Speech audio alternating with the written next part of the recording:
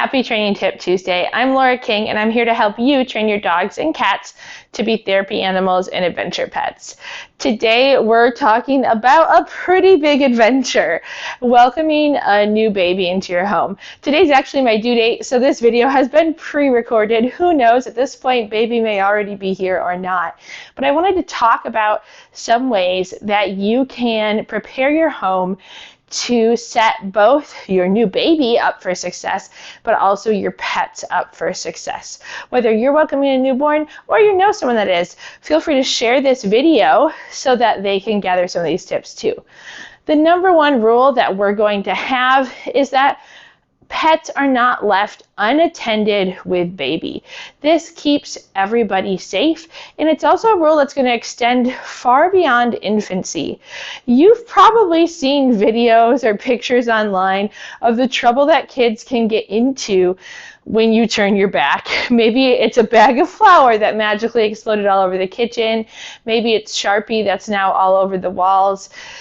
Kids don't have the same impulse control as adults, and of course, pets don't either. So we want to make sure that we are setting our pets and our kiddos up for success by keeping them separated unless we're directly supervising them. That means I'm sitting in between them, or my eyes are directly on them, and I'm very nearby, close enough to intervene if anything starts to happen. This can be hard when we bring home a newborn because you've probably seen pictures online of those adorable babies and puppies meeting for the first time. There's sometimes even newborn photos of the baby sleeping on top of the puppy. But man, that's not ideal. An instant can change everything, and we want to make sure we're setting everybody up for success. So our first big change that we made is adding a playpen back into our living room. I use playpens when I have new fosters or new puppies, sometimes even new kittens, to make sure that we're managing behaviors like potty training, chewing on things, and things like that. But now our playpen is a safe space for our pups. You can see probably all three of them are in here right now, and we have room for all three of them to sleep on a comfy, cozy bed. The bed Zuko's on right now can easily fit all three, definitely two. And then that's a little round cat bed back there that the dogs love way more than the cats, so we gave them that. This space here is on the main level of our home in our living room. So if I need to step away from the baby while baby's doing tummy time or in the swing or whatever that may be, I can just pop the dogs in here. I don't have to go up and down the stairs or get them into their crates. I can just have them hang out in here. Maybe I'm just feeling sleepy and I don't trust myself to be on alert. I'm assuming I'll be even sleepier than I already am. So I want to make sure that I'm being safe. So if you're ever unable to directly supervise, we want to make sure we're separating pets. Now you may be able to see a little bit of Azula up there in the cat tower, and that would not be the case if baby were here, but we're going to focus on the dogs for today. But we have doors and systems to keep the cats away from the baby as well. But a nice simple way to quickly separate dogs and baby, and it could be vice versa, right? If your baby's enjoying tummy time, you could set a playpen up around the tummy time mat, give your dog some free time to roam while your baby's contained in the playpen. We just want to make sure that we do have safe spaces for our pets to be separated from the baby and be able to do it quickly. I do not plan to keep this playpen in our home forever, but especially when you're first settling in, it's nice to have options. And the other important thing is that we already have it set up before baby arrives.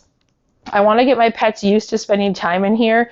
Realistically, when I'm working at home, if I'm not out training dogs and cats in the community, I'm working on my laptop or working in my office, and the dogs are just hanging out, chilling in place anyway. So shutting them in here while I'm doing that is giving them an opportunity to get used to life, what it will look like a little bit when baby arrives. So setting up a safe space, a comfy space. If you have one individual dog in there, you're welcome to include a toy or bone. If we're shutting more than one dog into a smaller space, don't recommend that because we want to make sure we're leaving room for them. But a nice simple barrier set up.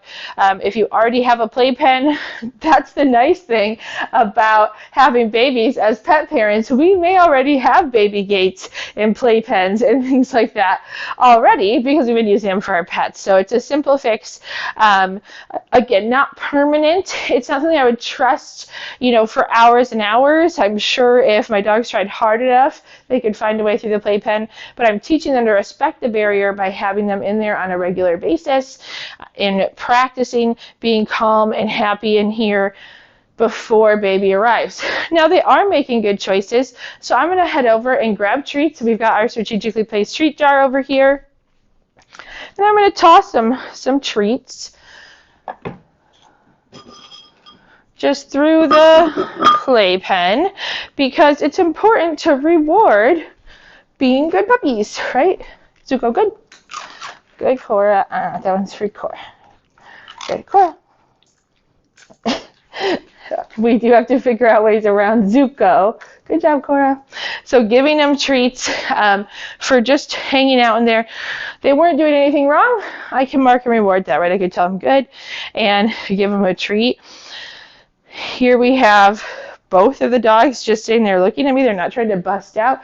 Good is standing, but I could still say good and give Cora a treat because she's just sitting politely, not doing anything wrong. So setting this up before baby arrives, super duper important because it gives us a chance to practice those good behaviors, to mark and reward, calm. Look at Gouda showing off. She's like, hey, if I lay in the bed, I might get a treat. We want to make sure that they're practicing this before baby arrives. Now let's take a look at some other changes we've made to start preparing the pets for baby to arrive. We live in a split level home, so I already knew that we're going to need baby gates to keep baby safe once he's crawling and walking. However, they can also serve as management tools for baby and pet interactions. So maybe you don't have room for a big old playpen at your house, or you do have room for a safe, comfy place for your pet on the other side of a threshold. We've got Cora here hanging out on the stairs, and I can simply shut our baby gate to separate Cora safely from baby. Make sure that you, again, set up your baby gates before baby arrives. You might think it's not a big deal. You got like 6 months before he'll be crawling, right? Well, you want to make sure that you're practicing them with your pets and that you're familiarizing yourself with them. Also, not every baby gate is pet proof. For these, they are retractable, they're nice, they don't take up a lot of space, but we have to make sure we're locking them in place so the dogs can't push through. Now, Cora is safely contained on the other side. This isn't necessarily a safe, comfy space for Cora because it's just stairs that end in a hallway. There's no cozy spot to put a bed to help her feel calm and comfortable. So the playpen setup that we already looked at is a better fit for our dogs in our home. But if you do have a doorway that you can block off and have a cozy, safe spot on the other side of it for your pet, that's a fine option too. And of course, a baby gate's going to take up a lot less space than a big old playpen. Again, it's important to practice this with your pets before baby gets here because guess what? Some dogs and cats can figure out how to jump over, crawl around, squeeze through lots of different baby gates. So if you're planning to use that as an actual barrier between your baby and your pet, you're going to want to make sure you get it out, you test it out, and if need be, you can teach your pet to respect those boundaries, or you can invest in a taller or sturdier gate. We also have some baby gates that we've had since long before baby that are about this high on me, a nice tall gate that's harder for the pets to hop over. So it doesn't matter what works best for your family. You can try out all sorts of different kinds, but it is important to figure them out before baby gets here, because we're not just relying on these to keep baby from going down the stairs. We can also rely on them to keep baby and dogs safely separated when we're not able to directly supervise. So if you're preparing for baby, again, make sure you get your playpens, your gates, all of that stuff out and about before baby arrives, so that your pet can be used to it and you're not throwing a bunch of new stuff at them while you're sleep deprived and trying to care for a brand new baby. It's important to start getting these management systems in place as soon as you can. 2 or 3 months out is ideal. Not everyone has that kind of time, of course, but the sooner you can get this stuff set up, the better, so that your baby and your pets can be safe and happy. Let's take a look at some other things we're doing to get the pets ready for baby. Babies come with a lot of new stuff, and maybe there are some baby items that you're planning to leave out in a shared space with your pet. Here we actually have a baby swing and a play mat, and to start getting our pets acclimated to them, we have them out but covered up with sheets. This keeps the pets off of them. I don't want to make it look like a cozy place to hang out if it's a place where I want baby to hang out and not pets. And our cats are going to lay in a swing or on a mat the second it comes out, unless it's covered up and inconvenient for them to do so. When you're ready, just like we're not going to leave baby unsupervised with the pets, we can start practicing having these things out, even squeaking them, using that crinkle sound, because it sounds a lot like a dog toy, right? Maybe having to swing on and moving when your pets are in place or directly supervised. You're not going to allow them to interact. Like right here, I'm body blocking May as she comes up to this stuff to say, hey, leave that alone. This is something to just ignore and get used to. But leaving it out and covered at least starts taking up the space. And then when you have time, you can uncover it, start using it a little bit, again, before baby arrives. If we wait until baby's here, we won't be able to address issues like trying to grab it and play with it like a toy or being afraid of it, because we'll have to focus on baby. So get out those bigger baby items that you plan to kind of leave out in your home initially and start getting your pets acclimated to them, whether it's when it's covered up and they're just leaving it alone, or uncovering it, putting all your pets in place, or just physically keeping them away from the baby item until it becomes old news, something they don't really want to interact with. And we need time to do that before baby arrives.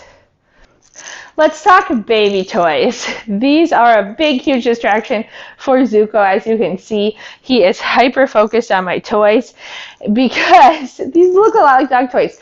The giraffe makes a squeaky noise, the football rattles, but these are both very similar to dog toys that we already own. Take a look at your baby toys and think about how they're going to look to your pet. Do they look like baby toys? Do they look like dog toys? If you have a high drive dog like Zuko, it's important to practice leaving those toys alone.